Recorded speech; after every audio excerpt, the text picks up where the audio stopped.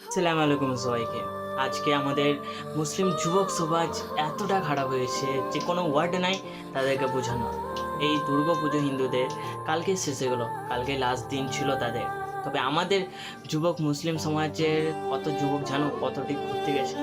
আমাদের কোনো অনুষ্ঠান হলে ঈদ বা মহরম হলে তারা কি আসে, আমরা জেনেও প্রতিনিয়ত গুনাহ করতে যাচ্ছি। আমরা জানি হিন্দুরা যাদেরকে পূজা করে তারা কোনো কিছু না, তাও আমরা ওদের পুজোতে যাই, এনজয়মেন্ট করি, গান শুনতে পাই। গান আমাদের জন্য হারাম, তাও ওই পুজোতে যাই আমরা এনজয়মেন্ট করার জন্য, মেয়ে দেখার জন্য, নারী দেখার জন্য। কি ভাই, যুবক সমাজটা এতটা খারাপ হয়ে গেছে যে বলার ওয়ার্ড পাচ্ছি না আমি। কি করে তাদেরকে ভাইদেরকে বোঝাবো?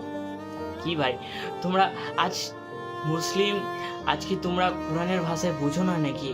আজকে এত বড় বড় হুজুররা থাকতে, উস্তাদরা থাকতে, এত সোশ্যাল মিডিয়ার সাপোর্ট থাকতে তোমরা যদি এখন না বোঝো তো কখন বোঝা ভাই? যখন আখিরাতে সে যাবে, যখন 1 সেকেন্ডও পাবো না আল্লাহর কাছে ক্ষমা চাওয়ার জন্য, তখন কি তোমরা বুঝবা? আজ কত মুসলিম যুবক ছেলেগুলো মেয়ে দেখার জন্য রাস্তাঘাটে টিটকারি মারে, তাদেরকে চোখ তুলে তুলে দেখি। এটা আমাদের জন্য হারাম, পুরোপুরি হারাম যেটা দেখা। তাও আমরা প্রতিনিয়ত গুনাহ করতে যাচ্ছি। তো এতটুকুই কথা ধরে তুললাম আজকে তোমাদের কাছে। ভাই, এগুলো গুনাহ থেকে নিজেকে বাঁচাও, ফিতনা থেকে বাঁচাও। তো সবসময়ের মধ্যে একটাই কথা, আমরা মানুষের মধ্যে থাকবো, দুঃখ সময় মানুষের পাশে দাঁড়াবো, এটাই তো আমাদের আসল পৌঁছে। সব পরিবর্তে ভিডিওতে দেখা হচ্ছে। আসসালামু আলাইকুম, আল্লাহ হাফিজ।